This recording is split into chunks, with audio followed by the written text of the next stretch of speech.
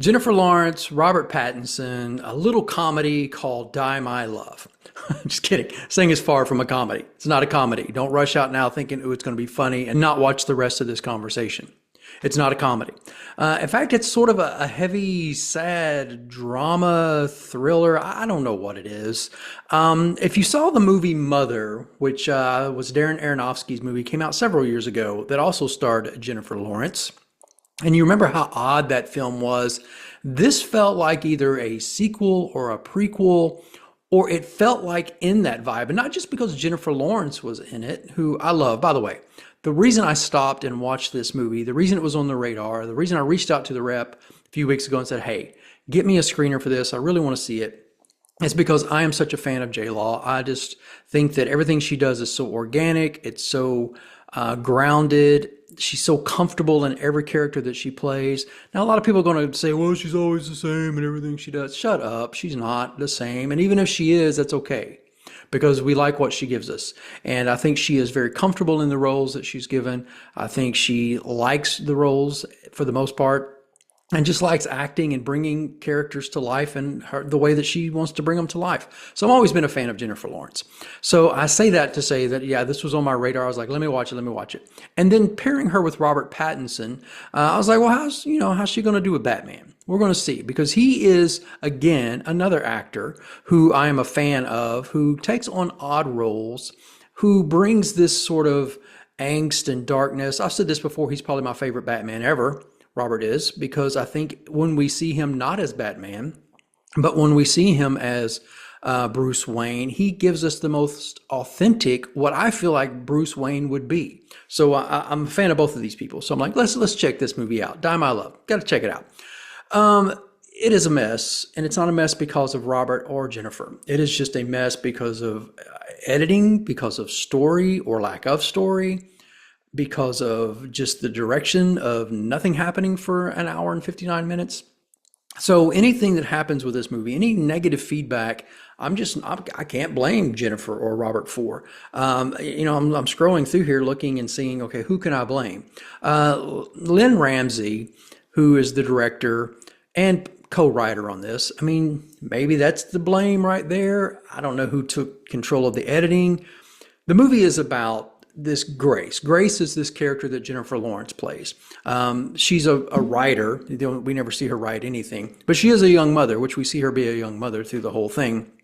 And she's slowly slipping into what they call madness, which it alludes to the fact that maybe it's just postpartum depression that she's going through, which is a very real and very important thing, and something that should be a light shown upon. And I know it's a very horrible thing when you hear people talk about it and how serious it is. So they allude to the fact that that's what she's going through, but they keep calling it some sort of madness. And she's locked away in this old house. Again, not locked away. They move out into this old house that they're redoing, which I believe turned out to be Robert Pattinson's character, her husband. It was his uncle's house. So they move out there. They're redoing this house. It is kind of remote and removed away, so she doesn't have a lot of interaction. She's got a lot of time just to be in her own head. And for some of us, that's the scariest place to be. So she starts acting erratic and just doing weird stuff. And she crawls around on all fours a lot, which I don't know. I don't know why. I don't know if this is just something Jennifer decided to do with the character, or if Lynn was like, hey, go crawl around on all fours in the grass. We're going to make this a Terrence Malick film. I don't know what's going on with this. But anyway, so it's all about this mom who's just, I think, bored and depressed. But she loves her kid. I mean, she dotes on her son and wants nothing more than to protect him and love him. So it's not like a mom who wants to abandon her motherness, and she wants to be with her husband. I mean, she is very, very attracted to her husband, which we see a few times in this film. So it's not that, but he's, because of her quirkiness and oddness, he's kind of slipping away from her, and you don't know why. And so again, there's a lot in this movie that we just don't understand. We don't know what's going on. We don't really understand it. And then there's a lot of flashback episodes, and then episodes that aren't flashbacks. Like there's some things that happened toward the end that I thought was a flashback, and I even texted one of my friends who was a critic that saw it, and I was like, hey, was this a flashback? Did I miss something? And they were as confused as I was. So I wasn't alone in that. So it jumps all over the place. We just see Jennifer's character Grace just doing odd things, but not odd for the sake of being odd with an end in sight. It's more of just, I don't know. Her husband Jackson is just doesn't know what to do either. Her husband Jackson's a lot like the viewers in this movie. We're just watching from the sidelines going, I don't know what to do with this. I love her, but I don't know what to do with it.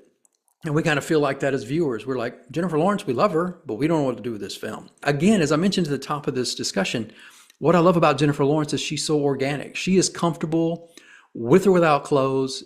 She could just walk naked through a field and be like, you know what? I'm just comfortable in my own body and my own skin and my own character. And it becomes something that's not lustful. It's not salacious. It's just this character. And I love how Jennifer is comfortable enough that it makes us comfortable. And so, yeah, but again, when you don't have a script, when you don't have a solid direction, when you don't have good editing, it doesn't matter how great the performances are. And so again, Die My Love comes in at number 8 this weekend. It grossed $2.8 million in its first week of release. I don't know how long it's going to stay in the top 10 of the box office, if it stays at all. Most people may wait and watch this at home with growing ticket prices and concession stands. They may be like, you know what? I want to watch Jennifer Lawrence crawl around on 04s in my own house. So, that's cool too. I would say do it just to support J-Law. That's what I would say. I was like, if you're a fan and you just want to be able to, when you see her face to face and go, I've watched all your movies, then go watch it. But that would probably be the only reason to do it. It's also, I should mention, Sissy Spacek and Nick Nolte are in this. They play Jackson's parents, Pam and Harry, and it's just interesting casting. I mean, again, that's Sissy Spacek. So she plays Jackson's mom, who's just trying to, not appease, but just understand Grace and make sure that her husband Jackson understands how to handle Grace. And then Harry, poor Harry, played by Nick Nolte. I don't know if Nick knew he was in a movie or not, or if he was just trying on shoes at a store. I don't know what was going on. Anyway, God bless Nick. So anyway, Die My Love. It's rated R. It's a hard R. Mainly just because of the overall dark themes about it. There's a lot of nudity in this. Not a lot of, there's some sexual moments and some sexual dialogue, but it's an R-rated film. Again, Die My Love in theaters, or it's probably going to be hitting streaming pretty soon with J-Law and Robert Pattinson.